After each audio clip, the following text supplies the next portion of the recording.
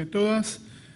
En realidad, bueno, ya nos hemos encontrado por los pasillos porque la actividad comenzó bien temprano. Hemos terminado ya las sesiones de presentación de comunicaciones, muy nutridas hasta el último día, así que bienvenida a esa parte del Congreso, la parte quizá más importante. Les recuerdo a todos que en el sitio web del Congreso está la publicación completa de todas las presentaciones que han sido aceptadas por el comité organizador y a la vez presentadas en estos días. Esperamos que sea un material que le podamos seguir sacando el jugo de aquí en adelante. Nos queda ahora, en este último día de actividad del Congreso, bueno, no les di el saludo a los compañeros y compañeras en Tucumán y en Santiago del Estero que nos están siguiendo. Esperamos que estén disfrutando también allí de las actividades del Congreso y de las actividades especiales que organizaron en las sedes para los momentos que nosotros presentábamos las comunicaciones. Y ahora nos reunimos todos presencial y virtualmente para compartir la conferencia de Marta Souto, titulada Identidad y Reflexión Profesional en la Formación Permanente del Profesorado. La profesora Rosane Carneiro Sarturi, profesora de la Universidad Federal de Santa María de Brasil, va a coordinar la presentación de Marta y hacer comentarios a partir de su presentación. Luego de eso tendremos el habitual espacio de intercambio a través de las preguntas, así que estaremos atentos al Twitter. Cuando ven que Rosane hace sus comentarios, ya es el momento de empezar a pensar algunas preguntas que nos puedan preparar aquí en la sala y enviar por Twitter los compañeros y compañeras en Tucumán y Santiago del Estero para que nosotros se las hagamos llegar.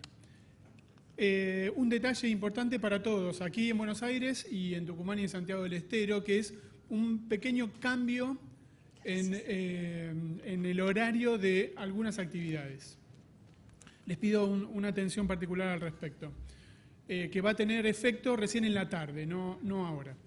Nosotros vamos a retomar la actividad a las 14 horas en un panel que se denomina Políticas, Planificación y Evaluación de la Formación Permanente del Profesorado. Ese panel estaba programado hasta las 16:30 horas. Finalmente, por motivos que después les vamos a explicar, va a concluir media hora antes, hasta las 16. ¿Sí? De ahí en más, todas las actividades programadas se adelantan media hora. Por lo tanto, les pido que ajusten en sus programas esta cuestión porque tanto el corte como el panel de la tarde con los ministros de Educación de algunas jurisdicciones del país, como las conclusiones y el cierre de Congreso, se están adelantando media hora, por lo cual estamos previendo también concluir el Congreso a las 18:30 y no a las 19 horas. Dicho esto, y sin más, le damos la palabra a la profesora Rosane Carneiro Sarturi. Muchas gracias. Muy bien. Buenos días a todos y todas. Va a ser una grata satisfacción poder estar aquí hoy y además compartir con Marta sus ponencias, sus presentaciones, sus reflexiones sobre el tema de la identidad y de la reflexión profesional en la formación permanente del profesorado. La intención es que Marta hable entre 50 minutos y una hora, más o menos, y ahí después dejamos para los comentarios y para las preguntas. Entonces paso la palabra a Marta y está contigo. Bueno, muchas gracias y buenos días a todos y a todas, para no hacer diferencias. Y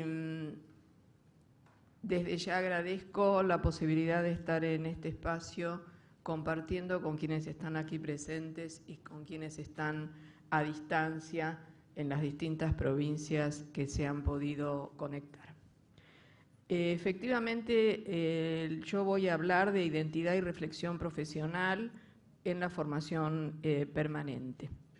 Hemos estado hablando en los 2 días anteriores y en la mañana de hoy sobre educación permanente y lo que quiero es situar mi exposición en una mirada que no va a plantear las cuestiones desde una mirada macro, o sea, no las va a plantear desde el sistema o desde las políticas de formación, sino que nos vamos a preocupar más especialmente sobre la mirada pedagógica. Las acciones de formación, efectivamente, y aún desde estos aspectos políticos, tienen que tener significatividad. Y ello implica hoy poder situar la formación, entre otras cosas, en la integración al mundo, en la participación activa que hoy los avances tecnológicos posibilitan, en los problemas que la humanidad presenta en los distintos lugares del planeta, en la preocupación por lo humano, sus valores y condiciones, pero también por lo inhumano que en el hombre se anida y se expresa, por la tierra y el ambiente que nos cobija, en la adecuación creativa a las necesidades sociales y culturales, a los avances del conocimiento y de la tecnología, a las formas de construcción de subjetividad que en el mundo actual se perfilan y van cambiando. Una formación que, lejos de cerrarse a tecnicismos, tanto desde una mirada política y organizativa como desde otra pedagógica, se abra a las problemáticas actuales buscando los sentidos de la formación. La formación permanente plantea continuidad en el tiempo, apertura al mundo y a la cultura, y profundidad en las transformaciones que a través de los sujetos docentes y formadores revierta en el conjunto social por medio de la educación de niños, jóvenes y adultos. Miradas distintas, política, social, histórica, institucional, organizacional, técnica, grupal, interpersonal, personal, entre otras, que toman por objeto aspectos diversos de la formación que deben complementarse para dar cuenta de su complejidad. En esta exposición trabajaré sobre la formación, como ya dije, en un sentido pedagógico, planteando los procesos que ella implica para los sujetos individuales y sociales involucrados, tomando en cuenta los procesos reflexivos en la construcción de identidad profesional. Enunciaré al comienzo algunas nociones que expresarán mi posición acerca de la formación, en tanto especialista en el campo e investigadora, para connotar mi intervención. Luego me centraré en el lugar de la reflexión en la formación, mostrando sus significados en relación a enfoques teóricos distintos en el campo pedagógico, haciendo referencia a algunas modalidades y dispositivos orientados a la reflexión, para, por último, volver sobre la identidad profesional docente. Algunos referentes empíricos permitirán una comprensión más cercana a los procesos reflexivos en la formación. ¿Cómo se hace? ¿Yo tengo que mover o lo mueven ahí? No podemos mover la seta. ¿Con la flecha? La flecha. ¿Salió?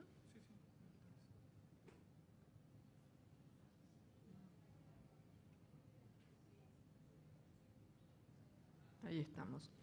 La formación es permanente, y pongo el acento en el término permanente, porque se da en la temporalidad, es decir, se da en la duración de los procesos y fenómenos, en la vida y a lo largo de la vida. Dimensión que ubica a las sociedades y a los hombres en un proceso irreversible, en una flecha del tiempo sin vuelta atrás, en una continuidad que tiene principio y fin, que lejos de plantear eternidad, muestra lo efímero en lo relativamente perdurable. Nacemos y morimos, como organismos biológicos, como personas construidas socialmente, como instituciones, como proyectos, como conjuntos humanos.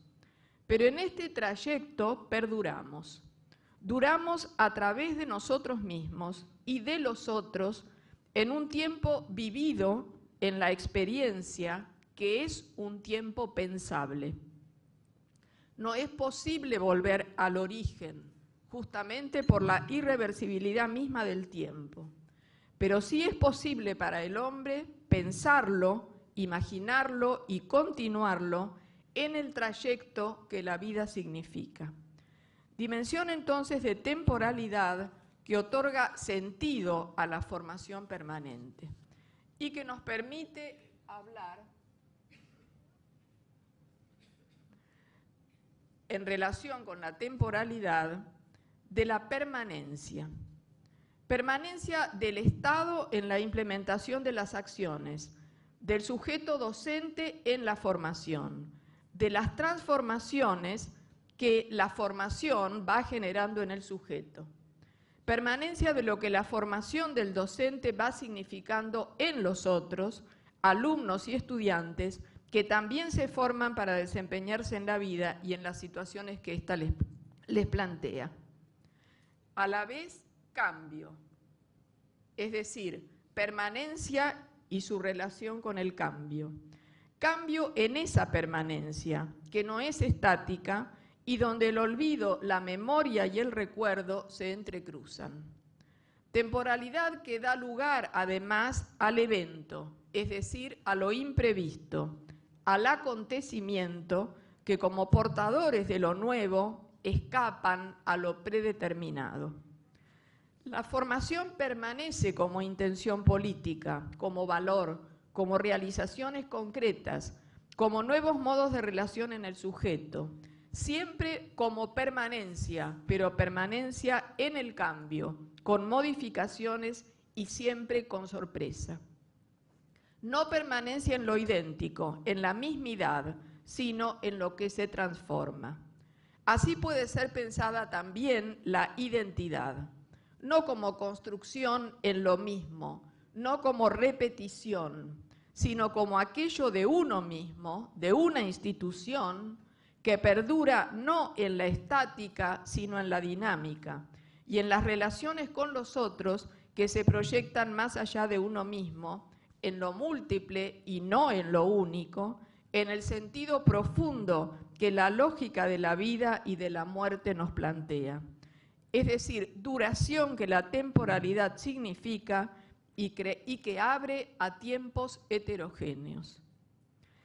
Heterogéneo se opone a una naturaleza única, a la mismidad, a lo homogéneo. Abre justamente a el otro, a la alteridad más que al diferente, término que en realidad separa sin salir necesariamente del pensamiento de lo mismo. La heterogeneidad y la alteridad se enraizan en lo viviente y por ello en la formación que es vida y es a lo largo de la vida. Transformación que la formación siempre busca, es decir, cambio de forma, trastocamiento de una cosa en otra, y que al tratarse de formación se da siempre en el dominio del ser humano. La formación implica transformación del sujeto, de su identidad como construcción de subjetividad psíquica y social, con combinación de ciertas variaciones con otros componentes que se mantienen invariantes. La transformación es singular, se da en cada sujeto, aun cuando se comparta un mismo medio para favorecerla. Transformación que desde nuestra óptica requiere una subversión de un orden dado, en la que algo se mantiene mientras otros elementos y relaciones se modifican. Proceso de transformación que no queda en la superficie, ni en la acumulación de información, ni en las recetas, ni en la copia de formas, sino que busca en el sujeto nuevas relaciones con el mundo, con los otros y consigo mismo. Formación que transforma es esa formación que lleva a ser algo distinto, más que a saber más sobre algo. Podemos decir que la formación profesional es transformación, en tanto modifica, deja huellas en la identidad profesional y personal del docente, conjugándose así cambio y permanencia. Transformación social en la creación de formas de educar y formar que contribuyan desde una posición crítica, no adaptativa, a una sociedad más justa, que permita la incorporación activa de todos, que reparta y comparta el poder, donde la solidaridad, la aceptación de los otros, la cooperación, la colaboración en fines en común predomine sobre el individualismo, la competencia, la manipulación de los otros, las formas aberrantes del poder. Transformación entonces a la vez en la construcción de subjetividad psíquica y social en cada sujeto, y en la sociedad y sus formaciones como cambio y dinámica permanente mediante la apertura, la escucha y la preocupación por el otro, la crítica y el cuestionamiento. Nociones más que palabras que tendrán en la exposición el lugar de puente y de ligazón y que permitirán ir uniendo de alguna manera el sentido de la formación como reflexión y la identidad. Nociones que reconocen un modo de pensar en las teorías de la complejidad, en especial en Jacques Ardoino y en Edgar Morin, en las que inscribo mis propias construcciones. Pasamos entonces a la formación.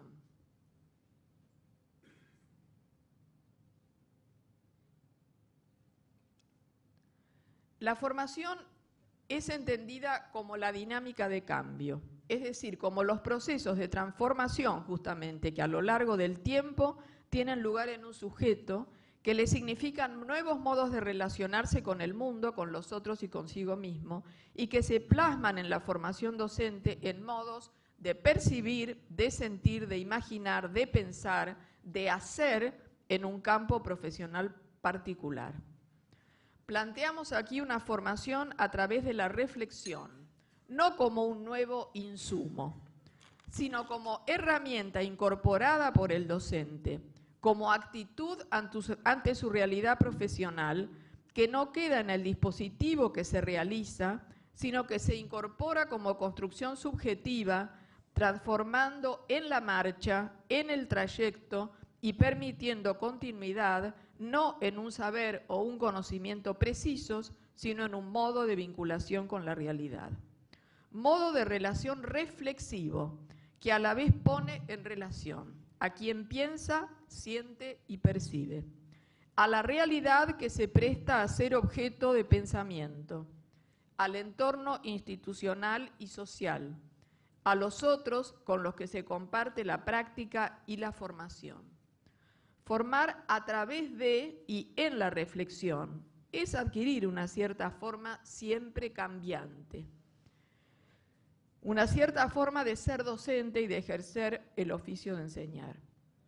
Formar no es enseñar, no es transmitir conocimientos, aunque estos tengan un lugar en el proceso. Es desarrollar capacidades, disposiciones o actitudes para desempeñarse como docente que acompaña la acción con la reflexión sobre ella y sobre sí mismo. La formación, tal como Gilles Ferry la definió, es una dinámica del desarrollo personal. Es un ir encontrando sus formas, cada uno, desarrollándose de forma en forma. No se forma al otro, no se lo modela ni esculpe. Cada uno se forma, haciendo un camino a lo largo de su vida en la relación con otros, en las oportunidades que los ámbitos iniciales de formación y los profesionales le ofrecen como soportes y mediadores de la formación. Este es el lugar del formador y de las instituciones y de los programas de formación, el de mediadores de la formación. Decir que la formación es la dinámica personal de cambio no significa afirmar que la formación es solitaria. Por el contrario, solo es posible la relación con otros. Es social por excelencia, grupal, interpersonal, nunca aislada o solitaria. En la práctica profesional se actúa. La clase, la escuela, los alumnos, el espacio físico y un tiempo están allí. En la formación reflexiva se piensa sobre, desde otro lugar, o sea, se trabaja con imágenes, recuerdos, sentimientos, emociones, fantasías, para reconstruir la práctica que se actuó desde otro lugar. Es decir, para transformarla en una acción próxima que nunca reeditará la anterior. La reflexión trabaja entre pasado y futuro próximo desde un presente. Tiempo de la clase que se prolonga en la reflexión acerca de ella, en el a posteriori, o como diríamos desde el psicoanálisis, en el après-coup, que facilita la circularidad espiralada, el pensamiento en diagonal o en onda recursiva, nunca lineal. En el acto reflexivo sobre la práctica hay una doble referencialidad. El aquí y ahora de la situación de formación y el allá y entonces de la experiencia que es objeto de reflexión. Son dos objetos distintos que en el trabajo de formación requieren de una vigilancia epistemológica.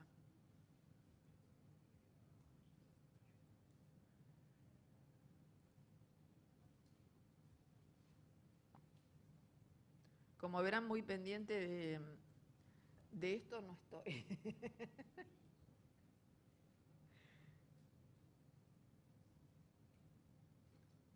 Volta. Retorna. ¿Con cuál? Bueno, aquí tenemos justamente que la formación reflexiva es fundamentalmente transformación. Esa transformación se da en un movimiento que tiene profundidad, en una circularidad no cerrada y que revierte siempre sobre el sujeto y allí la identidad y sobre lo social y allí las prácticas mismas.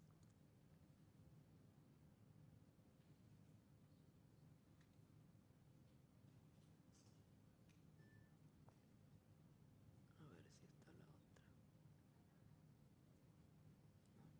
¿Cómo me dijiste que vuelvo para atrás? Con esta. Bueno.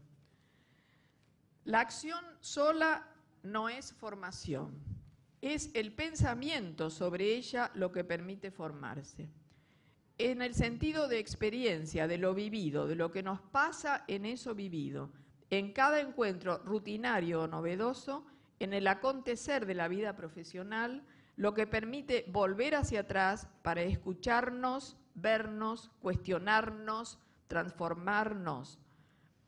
La conjugación en plural incluye a los otros, no cierra sobre el individuo. Allí está la dinámica de cambio y el lugar de reflexión en la misma. Profundizaremos ahora un poquito en la reflexión. Los significados del diccionario plantean en física la reflexión como cambio de orientación de las ondas luminosas o sonoras al encontrar un cuerpo interpuesto. También la acción y el efecto de reflejar o reflejarse. Es para nosotros más interesante la primera línea de significación, la que marca que en la reflexión hay algo que se interpone y hay un cambio en la dirección. Otra acepción que es de mayor interés y más vinculada a nuestro campo es la que dice que la reflexión es el retorno del pensamiento sobre sí mismo, para examinar más a fondo una situación o un problema. Deliberación, meditación sobre algo o sobre sí mismo, repliegue sobre las ideas, sobre la experiencia y la práctica y sobre uno mismo. Esa capacidad de reflexión es producto de un desarrollo, es un saber reflexionar y ahí justamente está la formación, que implica replegarse, reflejarse y verse reflejado en el otro. ¿Para qué? Para volver sobre sí mismo, no desde lo icónico, sino justamente desde lo que transforma. En el cambio de orientación, el retorno, en la vuelta de algo o alguien sobre sí mismo, está justamente el movimiento. En el examinar, en el considerar detenidamente, en el profundizar, en el modificar está la finalidad de la reflexión. Voy a leer un texto de un profesor universitario, que trabaja en un profesorado en una provincia del norte y que muy recientemente en un trabajo a propósito de un seminario que realizó conmigo y con otra profesora, me envió su propia producción en torno a la reflexión. Revisar la práctica me posibilitó iniciar una reflexión y análisis del trabajo que venía realizando como docente formador. De ver la realidad en blanco o negro, bueno o malo, se aprende a contextualizar lo que sucede y a relacionarse desde otro lugar con los alumnos en el aula. Se hacen visibles dos momentos de mi vida. Uno en una universidad europea con mi preocupación por graduarme. Otro en Argentina, en un seminario de posgrado. En el primero, el profesor nos invitaba a decir el sentido educativo desde la propia experiencia, a clarificar el sentido de mi hacer, despertar nuevos significados. Se trataba de reflexionar sobre la experiencia educativa. Narrar una experiencia desde la ingenuidad era la consigna final. Creo que no llegué a comprender la propuesta del profesor. Seguramente mis matrices de aprendizaje eran tan fuertes que no me permitían ver otras posibilidades o, desde mi rol de alumno, opté por priorizar el terminar mi tesis. Ya graduado, en otro espacio de formación, busco continuar mi desarrollo profesional. Ya en el primer encuentro se trabajó sobre nuestras demandas y se organizó allí la propuesta de formación. La profesora nos propuso escribir un relato sobre la experiencia pedagógica, lo que me llevó a recordar la primera situación. Y en las primeras horas de intercambio en el seminario comprendí lo que era un relato, a diferencia de una descripción que sí conocía metodológicamente. Narrar implica recordar, rememorar y hacer texto una experiencia educativa vivida. Mi objetivo ya no era aprobar, sino enriquecerme, hacer cosas que me gratifiquen y den sentido a mi vida y a mi práctica profesional. Hoy, sin buscarlo, y hasta casi sin pensarlo, puedo asociar la situación de mi rol de alumno en el curso y la que viven hoy mis alumnos en su formación inicial. Como docente trato de mostrarles propuestas que creo que les posibilitarán adquirir herramientas para ser docentes profesionales, profesores críticos con su práctica y responsables y comprometidos con la sociedad. Sin embargo, al llevar estas propuestas al aula, donde supuestamente informo y acuerdo con los alumnos la planificación a desarrollar, la misma no encuentra cabida o sentido en los futuros docentes. Distintas preguntas me hago frente a esto y pienso si la situación no es similar a la de mi primera experiencia. Participar del segundo curso me posibilitó, por lo menos así lo viví, realizar una primera instancia de pensar y dudar acerca de mi actuar docente. Los interrogantes fueron abriendo respuestas y así transformé mi práctica con relación a mi actuar inicial. Pero lo más difícil de realizar es explicitar para su análisis la carga afectiva e ideológica que como docentes ponemos en juego. Profesor reflexivo y práctica reflexiva son las herramientas para producir un cambio en la educación, pero sobre todas las cosas, a través del cuestionamiento constante que tenemos que realizar los profesores sobre nuestro hacer, sentir y pensar. Hasta aquí el testimonio que desde ya agradezco al profesor que me haya permitido utilizarlo. Este escrito explicita un proceso de reflexión a partir de dos dispositivos distintos, uno en Europa, otro en Argentina, pero que ambos tienen en común la reflexión sobre las prácticas. En él se aprecia claramente la dimensión de temporalidad, de un tiempo que no es lineal, de un peso de esa temporalidad, que narra en un momento, vuelve hacia atrás, vuelve hacia otro momento, retoma en el pensamiento cosas ya vividas, y es en ese juego que la temporalidad viva, en esa circularidad espiralada, digamos, en esa recursividad en términos de teorías de la complejidad, donde justamente se juega la posibilidad de reflexión. Y por otro lado, como dice este profesor, reflexión para enriquecerse, no para lograr un producto. Y esto también es importante en el sentido de la formación reflexiva.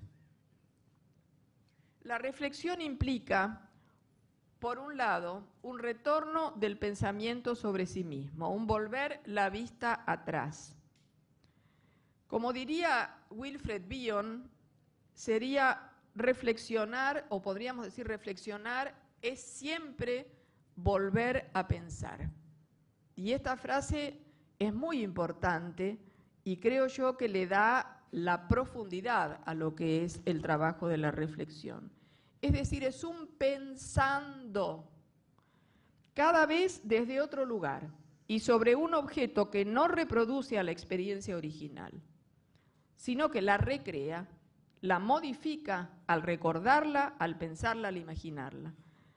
Es decir, trabaja en un espacio transicional en términos de Winnicott, sin determinación prefijada, en un espacio de libertad que en la formación por la reflexión es imprescindible de sostener, donde lo externo y lo interno, lo anterior, lo presente y lo posterior, lo propio y lo del otro, lo inconsciente y lo consciente, lo emocional y lo cognitivo se entrelazan para dar lugar a la experiencia de formación única, inédita, singular, en el juego entre permanencia y cambio. Nosotros entendemos a la reflexión como ese proceso recursivo que se da en un sujeto individual o colectivo, con vueltas e idas conjuntas del pensar, el conocer, el sentir y el actuar, en la experiencia docente, que indaga, bucea en ella, buscando comprensiones que lejos de reflejar como imagen idéntica los detalles, cambia la dirección y la mirada para abrir una y otra vez nuevos sentidos. La reflexión es un proceso activo, en gerundio, de ir indagando, pensando, conociendo, sintiendo. Proceso no solo intelectual, sino siempre desde el doble cauce de lo cognitivo y lo emocional, de un pensar y de un aprender, de la experiencia emocional, como diría Bion, pero también social. La reflexión es tal en tanto en el volver atrás sobre una situación, el trayecto de una historia de vida o una biografía profesional abre a múltiples lecturas que involucran siempre al sujeto en su entorno y en su práctica profesional. La práctica, por otro lado, es compleja, multifacética, incierta, impredecible, cambiante, apela al sujeto que está en ella y lo involucra de manera permanente. La reflexión en la acción, término que John utiliza, es en la interacción misma, es en el tiempo en que los hechos transcurren, es inmediata. Para una toma de decisión en lo inmediato, pensaría un profesor, ¿doy lugar a este tema que surge? ¿Atiendo a esta forma de resolver un problema? ¿Corrijo o me abstengo momentáneamente? Veo una situación violenta entre los alumnos, ¿la tomo o la dejo pasar? Es un nivel de reflexión en la inmediatez de la práctica y del desempeño aquí y ahora, que en una clase y en un grupo surge en el compromiso de seguir enseñando o de seguir coordinando un grupo y se da, si es posible, abrir un espacio y un tiempo brevísimos para pensar, para intuir en realidad en ese aquí y ahora y cambiar o no la dirección. Requiere de una disposición a tomar distancia en lo inmediato y de una capacidad reflexiva muy incorporada. Por experiencia propia, entiendo que la reflexión en la acción solo es posible cuando hay un trayecto de reflexión y de pensamiento sobre lo que es el quehacer de uno como docente, como formador de formadores, muy ya trabajado. La reflexión a posteriori, o sea, la reflexión sobre la acción, permite en cambio desplegar el proceso reflexivo de otra manera, analizar en detalle el cómo sucedió, el por qué, el para qué, o sea, plantear los sentidos y las alternativas, trabajando sobre lo que ya pasó y sobre lo que tendrá como posible acción futura. La implicación del sujeto en el proceso y la situación de reflexión es clave, en tanto no es procedimiento neutral, sino comprometido, voluntario, responsable, involucrado, donde el sujeto se juega al poner su experiencia como objeto de reflexión ante otros y ante sí mismo. Se presta a ser compartido en un análisis que llevará a una experiencia de captación, de insight de su propio self, es decir, a verse él mismo en una continuidad de ser, en una base identitaria que incorpora cambios. Es decir, que se trata de un juego personal y profesional de permanencia, pero siempre dentro del cambio. Proceso de formación a través de la reflexión con acercamientos y distancias, objetivación y subjetivación, que va dejando huellas en la identidad profesional del docente y que se vuelca a su entorno. El docente adquiere un conocimiento sobre su experiencia profesional a la vez que sobre sí mismo y los otros. Es una formación polifacética que involucra lo social, lo personal, lo profesional, etc. Esta es nuestra forma de entender la reflexión. Pero como se trata de una noción polisémica, que se plantea de distinta manera según el marco teórico y disciplinar utilizado, haremos referencia a esa policromía. No es lo mismo hablar de reflexión en la filosofía que en la pedagogía o en la psicología, y dentro de cada una de estas disciplinas, a su vez, desde teorías distintas. En un artículo publicado en la revista Recherche et Formation, Saussé, Iwen y Girard, de la Universidad de Luxemburgo, plantean 5 dimensiones para analizar la forma como la reflexión se plantea, que permiten abrir el campo en un abanico semántico. Como vemos ahí, una dimensión es la naturaleza del proceso activado, o sea, cómo se define la reflexión. Por ejemplo, la reflexión como resolución de problemas, o como proceso de experimentación en el contexto práctico, o como proceso metacognitivo de autorregulación de la acción, o como pasaje de lo tácito a lo explícito, o de lo inconsciente y preconsciente a lo consciente. Modos muy distintos de entender la reflexión que deben ser esclarecidos. Segunda dimensión es el objeto del proceso de reflexión, es decir, sobre qué se reflexiona, sobre creencias y concepciones, sobre representaciones, sobre la materia o disciplina a enseñar, sobre la relación pedagógica, sobre el ambiente de clase, sobre el proceso didáctico de la enseñanza, sobre los valores y principios. Tercera dimensión, las condiciones requeridas para el proceso de reflexión, las características personales y situacionales necesarias para la reflexión, es decir, tiempos, espacios, dispositivos, ambiente. Cuarta dimensión tiene que ver con la justificación del proceso en la formación o con las razones que se invocan para la inclusión de la reflexión, o sea, las funciones que se le adjudican. Función instrumental, meramente, o sea, solo como reflexión técnica en la acción, cuestión que yo personalmente considero que no es reflexión. De deliberación, reflexión sobre la enseñanza para aclarar la práctica y las decisiones tomadas, de elucidación para avanzar en el terreno de los deseos, defensas, ansiedades, etcétera, crítica con criterios morales, éticos, sociales que apuntan a la transformación y a la reflexividad social. Y por último, el producto del proceso de reflexión, es decir, ¿qué se espera? ¿Sobre qué recae el proceso? sobre la incorporación de nuevas técnicas, sobre el tratamiento del malestar y sufrimiento del docente, sobre la transformación del sujeto. Es decir, distintas formas de pensar la reflexión desde dimensiones que se ubican en marcos teóricos y aún en paradigmas distintos y que pueden permitir al conocer un dispositivo de reflexión ubicarlo teórica, metodológica y epistemológicamente. En algunos desde un sentido de reflexión como reflejo de la realidad o de proceso cognitivo y metacognitivo o de un proceso de elaboración de contenidos inconscientes o de toma de conciencia del hábitus y de los esquemas de acción en juego. Muy distintas formas de las cuales solo acá he mencionado algunas. El no definir el significado dado a la reflexión y a estas dimensiones implica el riesgo de banalización y de quedar en los dispositivos en la indiscriminación, donde no se supera el lugar de lo anecdótico o de la catarsis y de la queja o de la referencia exclusiva a lo técnico.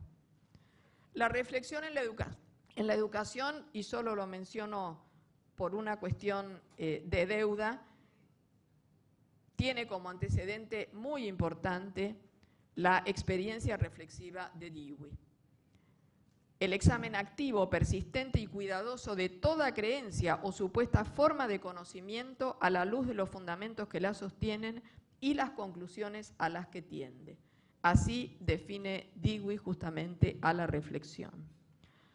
Otro antecedente importante, y que ya de alguna manera he mencionado, es todo lo que ha elaborado John, en un comienzo con Archyris, acerca del conocimiento en la acción y de la reflexión en y sobre la acción. El trabajo de reflexión docente no es... siempre se me va.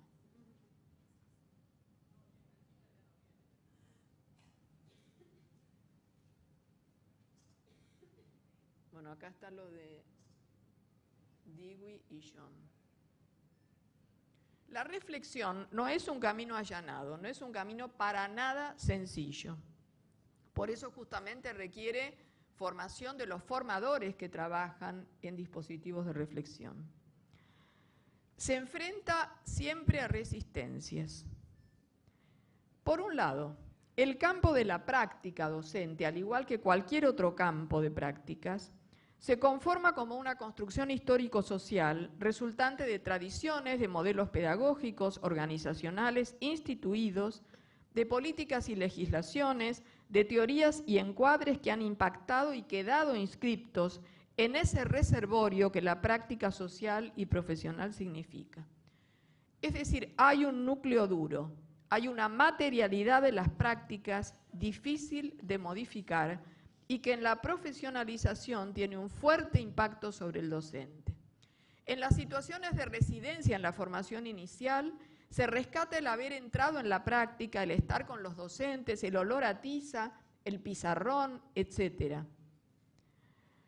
Pero al mismo tiempo se teme la fuerza de la escuela con sus demandas frente a las que el residente ha aprendido en el instituto y que lo llevan a mantener la guardia para no caer en las rutinas que anulan muchas veces ese esfuerzo innovador del instituto. Justamente de la combinación recursiva entre aquello en lo que lo formaron en la formación inicial y lo que la escuela ofrece, es donde se va a ir plasmando la práctica de ese nuevo docente. Por otro lado, en los sujetos sociales, ya ahora no en la práctica, sino en los sujetos que comparten una práctica profesional, se forma, como sabemos todos y ha trabajado Bourdieu, un habitus, es decir, una gramática generadora de las prácticas, un conjunto de esquemas, de disposiciones interiorizadas, durables, que integran experiencias previas de educación y escolarización y que se actualizan como matriz de percepciones, de apreciaciones y acciones cuando el individuo actúa. Ese hábitus, esa organización de esquemas de acción y de pensamiento, que son, según Piaget y también Vergniaud, invariantes de la estructura y constituyen un inconsciente práctico, es decir, un nivel prereflexivo, no conceptualizado ni simbolizado, que puede ser transpuesto en tanto esquemas a otras situaciones y que puede ser concientizable. Ese social incorporado resulta también difícil de modificar y constituye por eso otro núcleo duro en la reflexión. La reflexión trabajaría mediante un trabajo deliberado de análisis, de investigación, para movilizar esas estructuras, para conocer esa estructura oculta de la acción. De ahí la importancia justamente de iniciar un trabajo reflexivo de manera sistemática y continuada desde el inicio de la profesionalización y aún ya en la formación inicial. Un tercer componente de difícil modificación proviene de lo impulsivo de la acción, que muestra la fuerza y la emergencia de lo reprimido y su carácter inconsciente.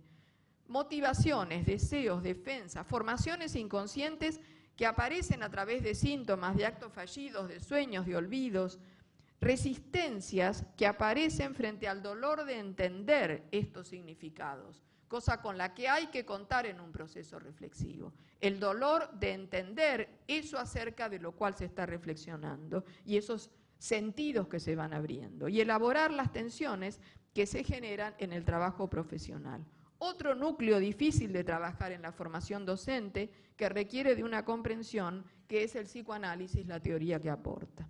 Tres componentes entonces de distinto orden, uno de las prácticas mismas, otro de su incorporación en el sujeto en un no consciente, como dice Perrenou, y otro, por último, de la constitución misma del inconsciente en el aparato psíquico, que muestran desde distintas teorías la dificultad, aunque no la imposibilidad, de la formación como transformación. Camino entonces de formación a través de la reflexión que debe ser pensado en relación con estos núcleos duros y que dispondrá dispositivos según los marcos teóricos en los que se apoya.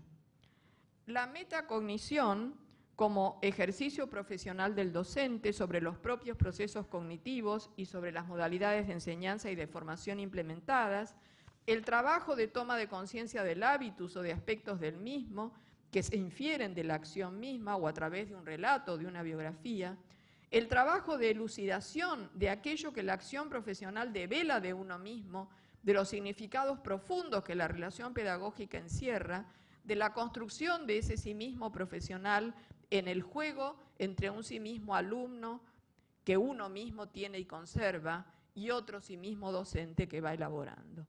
Son formas distintas de pensar prácticas de formación para la reflexión y que no significan lo mismo. No es un patchwork. Esto nos pone justamente ante la necesidad de poder esclarecer los encuadres desde los cuales trabajamos en la reflexión, las teorías y los componentes técnicos. Por ello he querido abrir, aunque no es posible hacerlo de manera exhaustiva, un abanico de posibilidades que dentro de la reflexión se encierra y que en la literatura sobre el tema encontramos. Algunos dispositivos de formación me interesa poder plantear, y por el tiempo solo he seleccionado dos, no sé cómo estamos con el tiempo.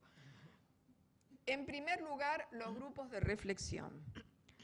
Hay un antecedente muy importante en Argentina, que es el de Alejo de la Rosa, que trabajó en la Asociación Argentina de Grupos para la formación de coordinadores de grupo como una experiencia formativa. Se trata de un dispositivo en pequeño grupo de 10 a 14 miembros, con duración de 1 año y medio, con sesiones de 75 minutos, con el objetivo de permitir la elaboración de las tensiones engendradas por las actividades del curso del cual el grupo de reflexión era una parte, indagar la problemática del aprendizaje sin temática previa y sin evaluación académica.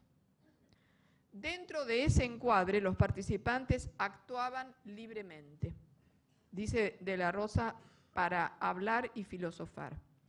El aprender sobre la coordinación de grupos delimitaba el campo, que no tenía una finalidad terapéutica, sino de formación. El coordinador detectaba temas, explicitaba conflictos latentes en la dinámica que dificultaran el trabajo, explicitaba y sostenía el encuadre, llevaba a la utilización a propósito de experiencias vivenciales, teorías ya vistas en la formación general de la cual estos grupos formaban parte. Frente a situaciones de conflicto, invitaba a desdoblar el rol de participante como observador de los propios procesos grupales para comprenderlos. Sobre la base de esta experiencia, que fue realmente muy importante y sobre la cual De la Rosa ha escrito un texto, en la carrera de formación de formadores, en la carrera de especialización que yo creé en la Universidad de Buenos Aires y dirijo, estamos ya cerrando ese programa, la orientación teórica era psicoanalítica y psicosociológica, es decir, pedagógica, pero teniendo en cuenta esta apertura. Realizamos allí grupos de reflexión que duraron a lo largo de la carrera, es decir, durante 2 años, con los mismos miembros y con el mismo coordinador los 2 años. El grupo total se dividía en 3 grupos de entre 15 y 18 personas que se reunían quincenalmente bajo la coordinación de un especialista que no era docente de la carrera, justamente para preservar su rol, con el objetivo de reflexionar con agenda abierta sobre los problemas, el rol y el lugar del formador. Se enunciaban reglas, y esto es muy importante en los dispositivos de reflexión como en otros, pero acá esto es muy importante. Reglas de no evaluación entre los miembros. Esto es fundamental. Si en un grupo de reflexión se recurre espontánea o premeditadamente a la evaluación, la reflexión quedó cortada o coartada. La evaluación, el juicio evaluativo, el juicio de valor debe suspenderse. Entonces, se enunciaban reglas de no evaluación entre los miembros y de confidencialidad por el material que allí se aportaba, para ofrecer justamente un marco psicológico de seguridad y facilitar la creación de un espacio suficientemente bueno en términos de Winnicott. La experiencia vivida era analizada por el grupo, que proponía temas, problemas o traía experiencias con libertad. Los conflictos entre los miembros, que no eran pocos, eran objeto de análisis. La coordinación era supervisada por otro especialista y se utilizaba la retroalimentación de cada reunión como instrumento para la coordinación que facilitaba la memoria del grupo y su dinámica. El coordinador señalaba los conflictos u obstáculos y era garante del encuadre establecido. La lucha contra la estereotipia, el temor a lo terapéutico, los problemas del aprender, del conocer, del no entender, la evaluación y sus sentidos, los conflictos de poder y autoridad fueron temas surgidos en este grupo, en estos grupos temas del campo educativo. Se trabaja sobre el pensar, el reflexionar, la búsqueda de innumerables significaciones de las acciones y de las pasiones que orientan y desorientan nuestros actos, dice Mirta Coronel, que era una de las coordinadoras de estos grupos, en una publicación de la colección de formación de formadores. Paso a otro dispositivo, que son los grupos de análisis en las prácticas, son los 2 que quiero tomar. Son también dispositivos de pequeño grupo, que pueden hacerse dentro de una institución de formación o fuera de ella. Han tenido un fuerte desarrollo en Francia, ocupándose tanto de prácticas docentes como de formación, como otro tipo de prácticas profesionales. Estos grupos tienen como base común el trabajar sobre situaciones y experiencias profesionales aportadas por los miembros, que son tomadas como casos aportados justamente de su propia experiencia. La situación puede ser relatada oralmente o escrita. Esto se define en el encuadre, y el expositor la narra y luego escucha las preguntas que los otros van haciendo a propósito de su presentación y da más información en los casos en que lo considere necesario. Ese material es luego puesto en análisis, en algunos casos con material teórico específico y en la mayor parte desde los saberes detentados por los miembros. La situación se analiza, se reflexiona sobre ella y quien la presenta puede volver en otra sesión a traer nueva información que haya recordado y agrega a la primera o a comunicar en ese volver a pensar nuevas comprensiones que haya realizado. Los miembros se forman no solo por la presentación del caso propio y los análisis que los compañeros hacen del mismo, sino fundamentalmente por el proceso asociativo, por las identificaciones que entre ellos surgen al hablar de la realidad profesional, de las relaciones, del sí mismo y de los avatares psíquicos que el análisis del caso moviliza. Se trata de un trabajo continuo en el tiempo de larga duración para asegurar un abordaje reflexivo, deliberado e intensivo. Son también grupos de duración prolongada. Se podrían mencionar muchos otros dispositivos que se han hecho sobre esto. En especial, y solo lo menciono como técnicas, son de interés las técnicas del relato, las técnicas autobiográficas, donde la narrativa se constituye en la vía regia, como ha dicho Dessertó, para llegar a las prácticas y para poder captar sus matices. O también los que utilizan técnicas dramáticas para estudiar la acción en la representación de un como sí y desde un role-playing, poder anticipar desempeños de rol analizándolos y buscando modificaciones. Esta técnica es importante para facilitar la reflexión en la acción especialmente. O los grupos de formación basados en el análisis de la actividad, que utilizan la entrevista de confrontación y la de explicitación para lograr la descripción en detalle de la acción y así acceder al nivel prereflexivo que está en la memoria sin haber sido simbolizado. En conjunto, cuestiones que me parece a mí que en un dispositivo es importante tener en cuenta. Lo primero que señalo, y tiene relación con lo que epistemológicamente planteamos respecto a la temporalidad, es la duración en el tiempo. Los dispositivos de reflexión son de tiempo prolongado. Son a lo largo de la formación inicial y de la carrera profesional, para que los docentes y formadores aprendan y pongan en práctica lo que la práctica reflexiva significa. O sea, el retorno sobre la experiencia, el retorno sobre sí mismos, la representación de los otros y de uno mismo a través de los otros, la objetivación y subjetivación, la conceptualización y teorización, no previa, sino a propósito de la reflexión, de la situación, de la experiencia del caso, que ubica a la teoría en el lugar de un tercero. Dos tipos de desarrollo parecen centrales para los docentes y muy especialmente para los formadores. Y acá voy a tomar como base a Winnicott. El primero es el desarrollo de la capacidad de estar solo y el segundo, el de la preocupación por el otro. Ambos se dan en el desarrollo emocional del sujeto. Se puede estar solo por aislamiento o por retraimiento en un grupo. Pero la capacidad de estar solo significa que se ha dado la posibilidad de estar solo, la tolerancia y el placer por estar solo, por haber estado acompañado. Es un fenómeno refinado, dice Winnicott, que aparece después de las relaciones bipersonales que constituyen su base. Se trata de la paradoja de estar solo en presencia del otro. Para el niño, en presencia de la madre. Para un alumno, en presencia del docente. Para un docente, en presencia de un formador o de otro compañero, o del conjunto.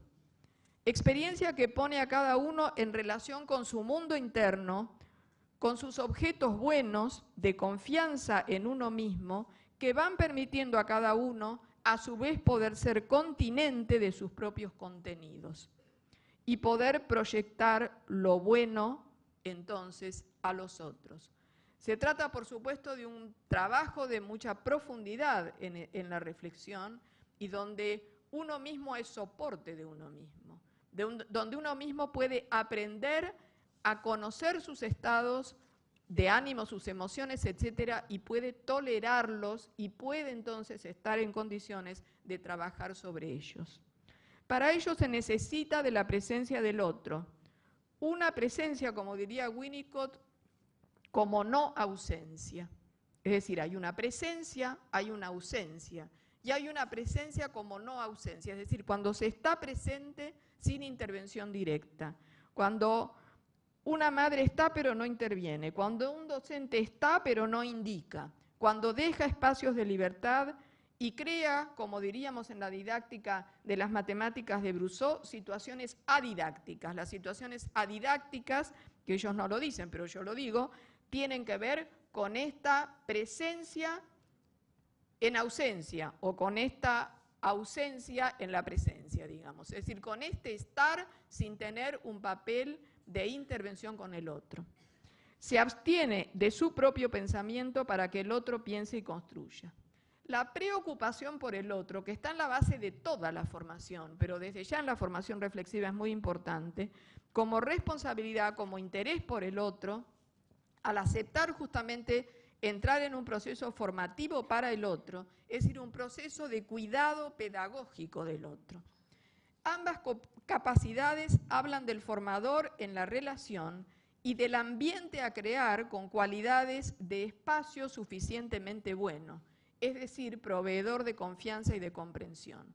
El otro no es un objeto del impulso ciego de uno, no es presa de un uso despiadado, es otro humano que preocupa, que hace su experiencia de formación en la que el error es posible sin culpa, con posibilidad de reparación que ese ambiente facilitador crea. El sentido de la formación reaparece en la impronta fuerte, profunda, que la relación formativa deja, en la marca que al formar transforma. Un formador, a mi entender, no puede ser tal si no ha pasado por alguna experiencia prolongada de reflexión, de retorno sobre sí mismo.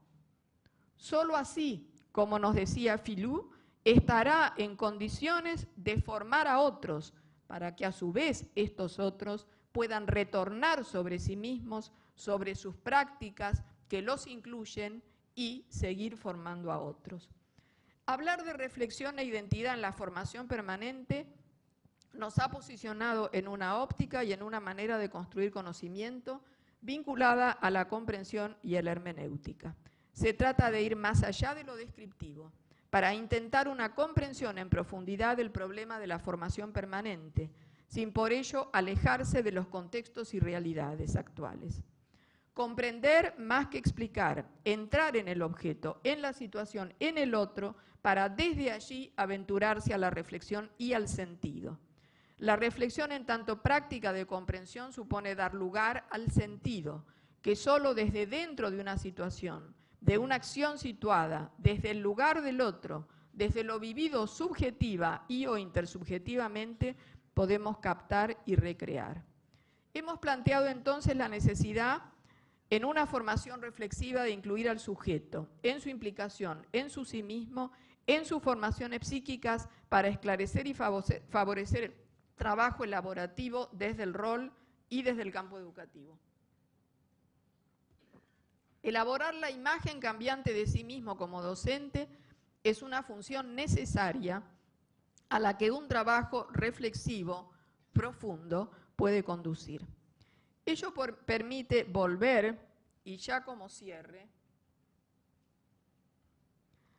a la necesaria relación entre reflexión e identidad, profesional y personal a la vez. El trabajo reflexivo vuelve sobre el sujeto y sus acciones para generar transformación en los vínculos, en los modos de ser docente, en la relación con el saber, cuestión esencial, en la autonomía, en los sufrimientos que la profesión acarrea. En especial en la reflexión en los dispositivos clínicos se atiende a esta dimensión personal del sujeto sin escindirla de la profesional. Así la formación aporta a la construcción de subjetividad, al posicionamiento del docente en la situación laboral. Identidad, entendida como parte de la persona nunca completada, siempre amenazada, más o menos abortada y siempre en construcción, tal como la define Christophe Dejour y la cita Claudine Blanchard-Laville. no como lo idéntico, no como la mismidad, sino desde la raíz de ipseidad, es decir, aquello que se transforma. Movilizaciones de la construcción identitaria que la formación reflexiva provoca en ese movimiento entre permanencia y cambio que la transformación implica. La formación reflexiva opera como en cascada, no en forma directa ni causal. Favorece la reflexión en los docentes, lo que se transpone como disposición a la reflexión en los alumnos, a partir del análisis de la vida en la escuela y en la clase y de los procesos de aprendizaje mismos. Y genera desde la base la posibilidad, como diría Giddens, de reflexividad social, que orienta tanto los actos de la vida afectiva como de las actividades políticas y sociales. Una sociedad con capacidad reflexiva es inteligente, prudente, a la vez que contestataria. No se deja dominar fácilmente. Antepone a la acción directa el pensamiento, argumenta, expone razones y no actúa desde la imposición y la violencia, ni desde el repliegue fundamentalista que aumenta el temor al cambio por la violencia que encierra y trabaja siempre esta formación desde el restablecimiento del lazo social. Así el trabajo reflexivo en la formación permanente se proyecta a lo social en este movimiento en cascada que el transitar el camino de la formación reflexiva va permitiendo hacia lo social y hacia cada uno de los sujetos docentes y formadores que trabajan dentro de ella. Muchas gracias.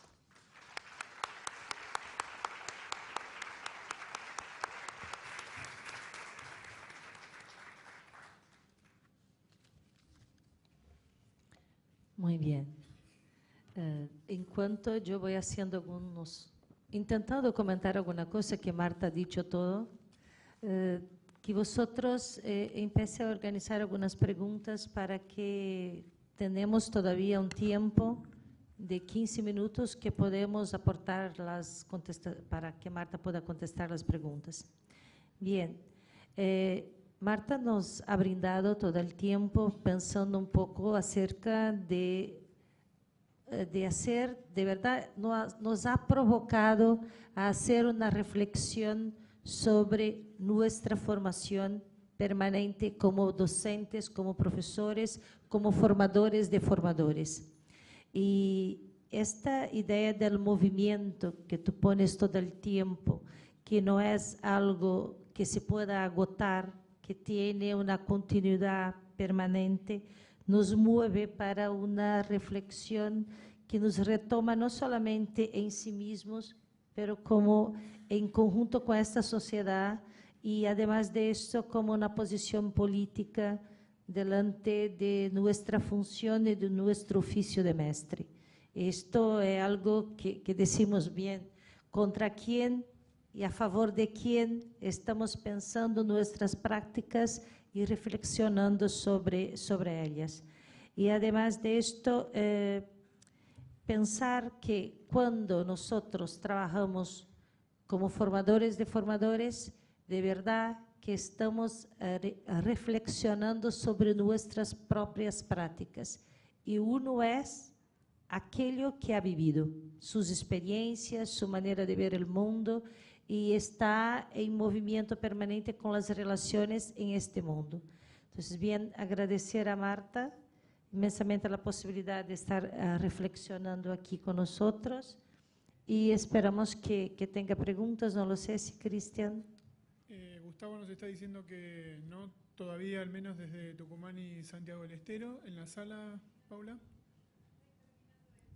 Muy bien.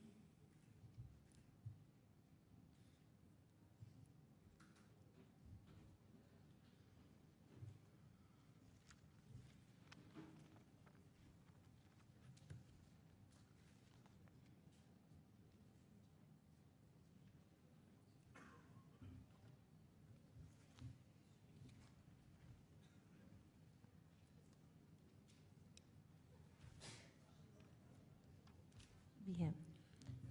Tiene una pregunta. ¿Qué condiciones sociales, culturales se requieren para que la formación reflexiva sea posible? ¿Qué condiciones sociales? Sociales, culturales.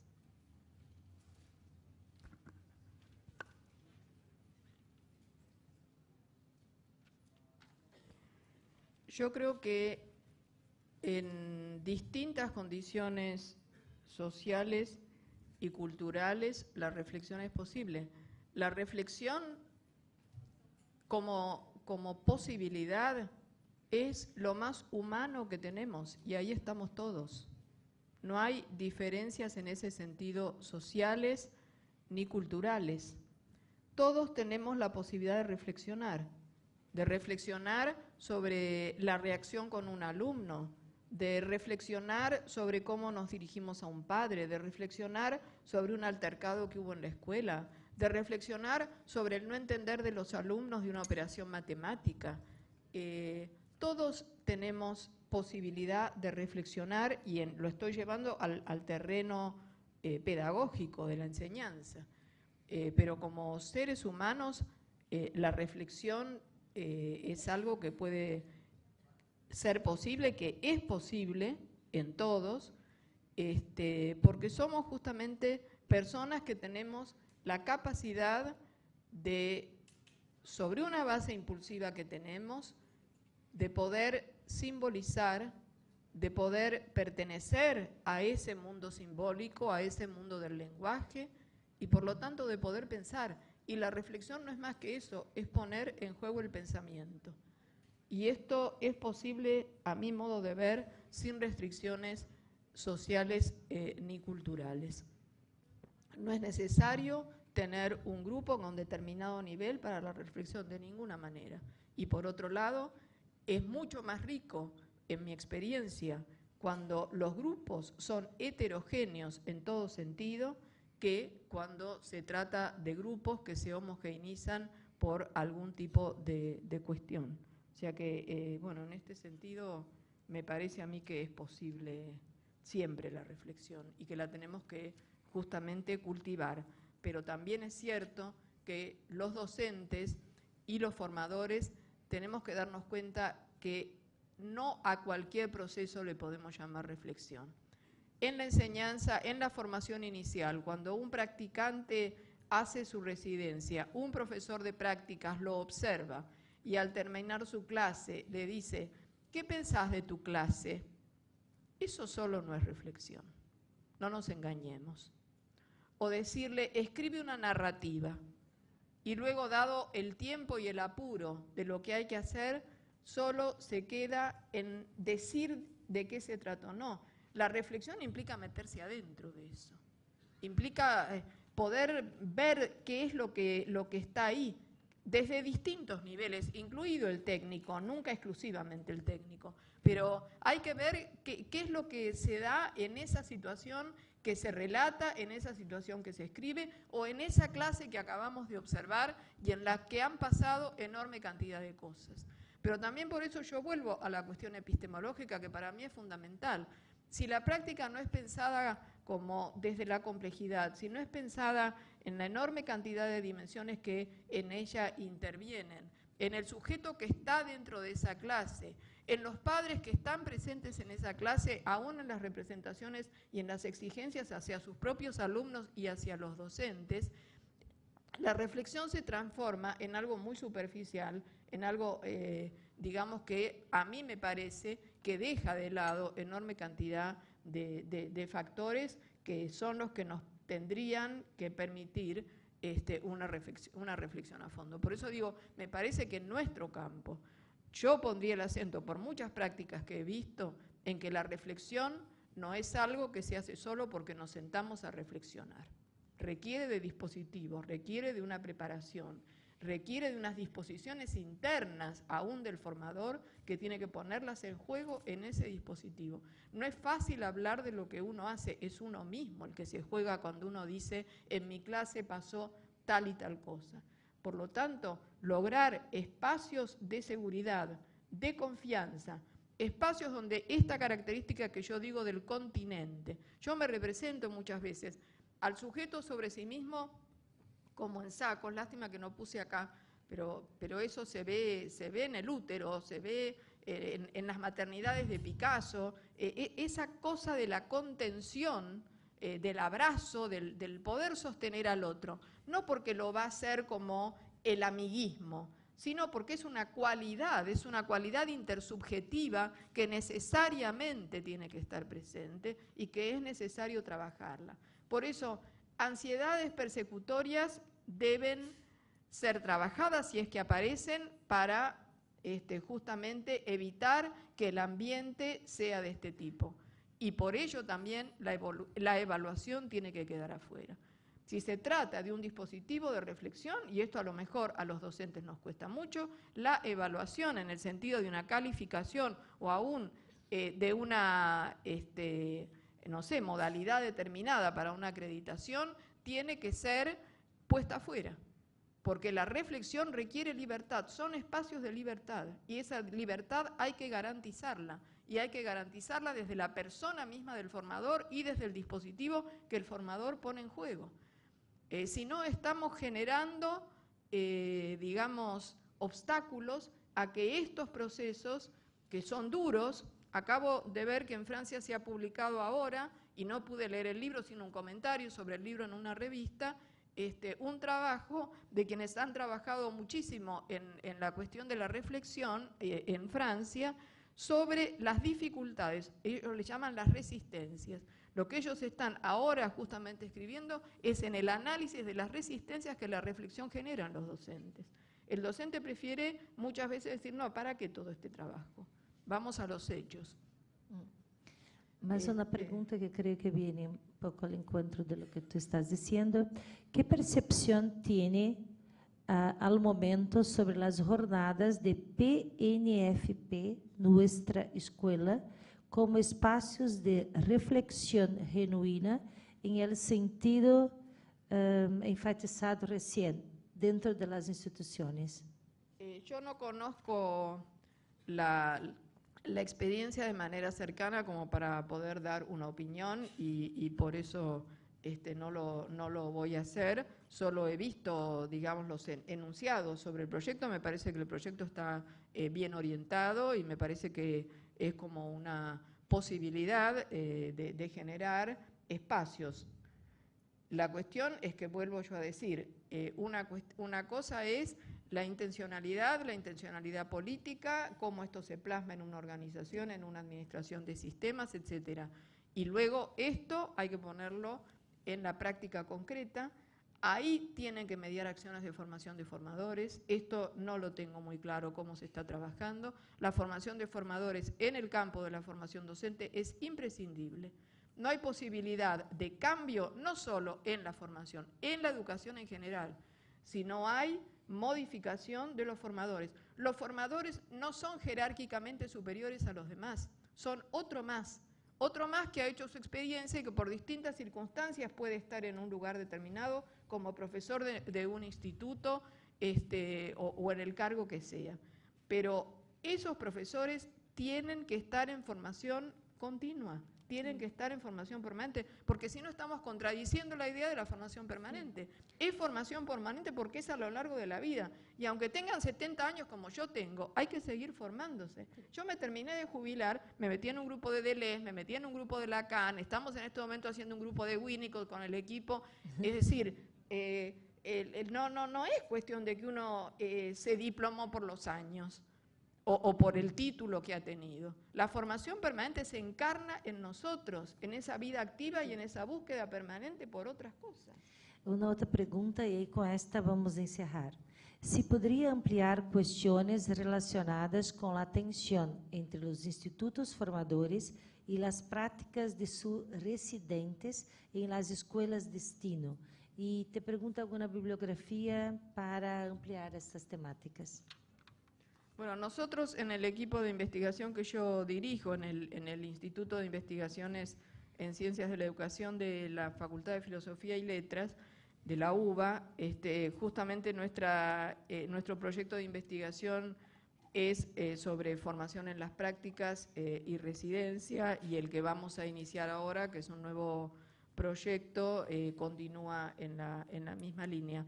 Es bueno, muy difícil de poder sintetizar, pero hay cuestiones, no sé, sumamente importantes en este pasaje de la formación inicial en el instituto a ir a la escuela, a conocerla, lo que se llama formación en las prácticas, y que por suerte curricularmente hacia un eje, pero que no necesariamente porque ese eje, porque ese campo de las prácticas esté contemplado, significa que esto se realiza.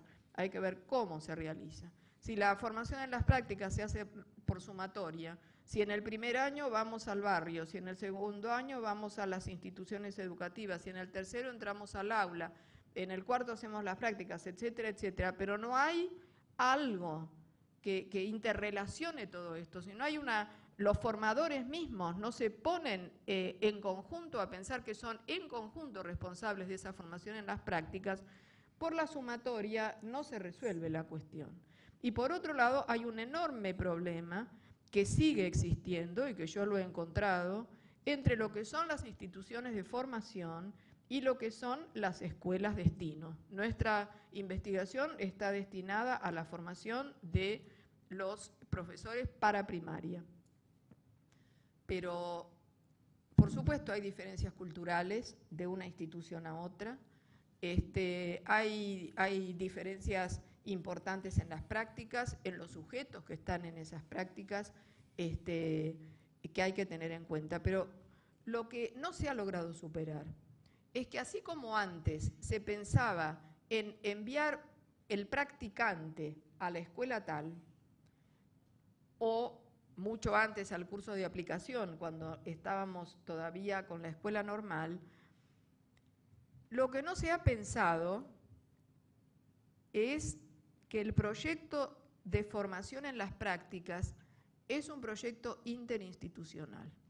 No hay forma para mí de pensar la formación en las prácticas si no es como proyecto interinstitucional.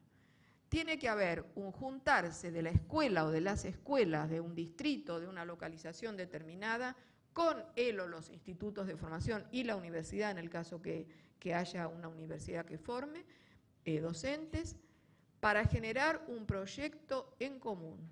Porque la formación de los docentes compete a todos, compete a todos. Y no es cuestión de que la escuela preste un espacio, porque en ese prestar el espacio se juegan todas las rivalidades. Es terrible de ver. Se juegan dramáticamente las rivalidades. El residente que quiere empezar a dar clase, el maestro de curso que como se siente poseedor de su curso, le interrumpe permanentemente. O el docente, el practicante que entra, el residente que entra, y el maestro le dice, allá quédate. ¿A dónde? Al último asiento va el residente. Esto no es solo la anécdota del último, es el lugar que se le otorga.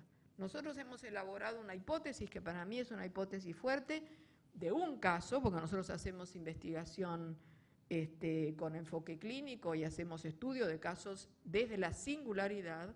Hemos elaborado una hipótesis que para mí es bastante promisoria, que la tendremos que seguir trabajando y viendo, que es que la residencia constituye un no lugar.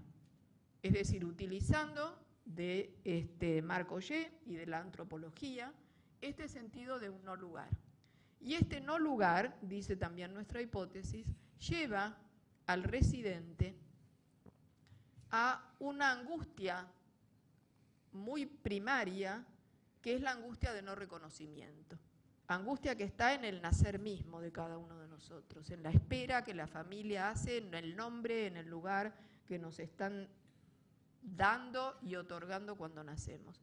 Un residente con todas las expectativas que tiene durante los 4 años de su carrera de ir a practicar, llega a la escuela y la escuela no sabe que viene.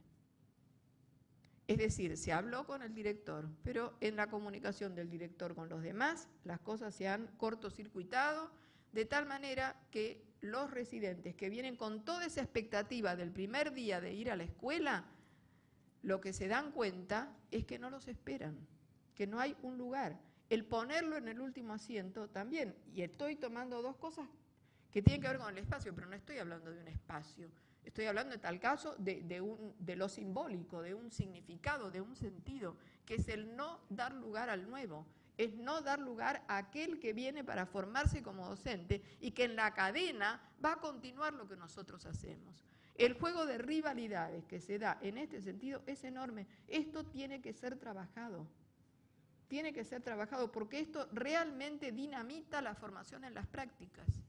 Hemos visto claramente cómo practicantes, residentes, que iniciaban con toda el ansia, con todo el deseo de hacer algo nuevo, de hacer algo distinto, después de 3 semanas de estar en la escuela, terminaban haciendo las mismas cosas que le criticaban al docente.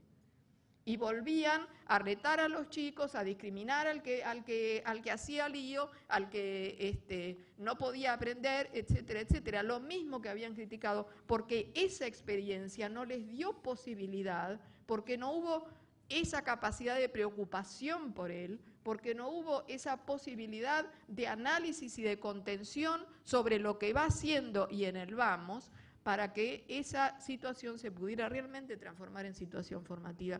Hablar de formación no es solo mencionar una palabra.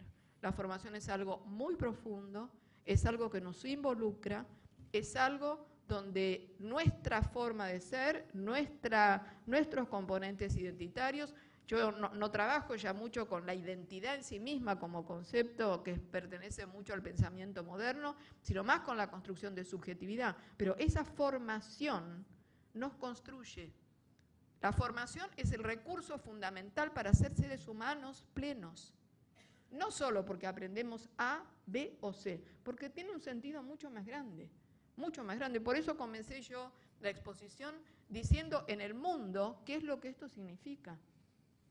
No podemos, este invento de la sociedad del conocimiento en el que estamos todos metidos, es un invento, y es un invento de la empresa, es un invento de la mercancía, es un invento de los poderes, de los grandes poderes, como sociedad de conocimiento. El conocimiento es un proceso activo, es un vínculo activo que cada uno de nosotros pone en juego con los otros, con la realidad, con objetos de la realidad, etcétera. Ese vínculo activo, esa posibilidad de ir conociendo, esa curiosidad que alimenta la posibilidad de conocer, no es lo mismo para nada que lo que se está diciendo de una sociedad de conocimiento o de una empresa que conoce. Conocemos los sujetos en las relaciones con los otros, pero la empresa no es una entelequia, no piensa por sí mismo. José Blecher, que fue mi profesor, un psicoanalista de los más importantes de nuestro país, nos decía claramente y nos planteaba el tema de no transformar en entelequias ni al aparato psíquico, ni a los impulsos, ni a nada, sino todo ponerlo en la dialéctica, todo ponerlo en el movimiento y desde ahí atravesarlo. Entonces, por eso yo digo, el peso a darle a la formación, en la reflexión o en la modalidad que sea, no sé, hay que tenerlo en cuenta, no son palabras, son nociones muy fuertes, con mucha densidad, y bueno, quienes trabajamos en la formación tenemos la responsabilidad de transmitir esto con fuerza. Bien, agradecemos a Marta. Paso la palabra a Cristian. Muy bien, aplaudámoslo. Gracias.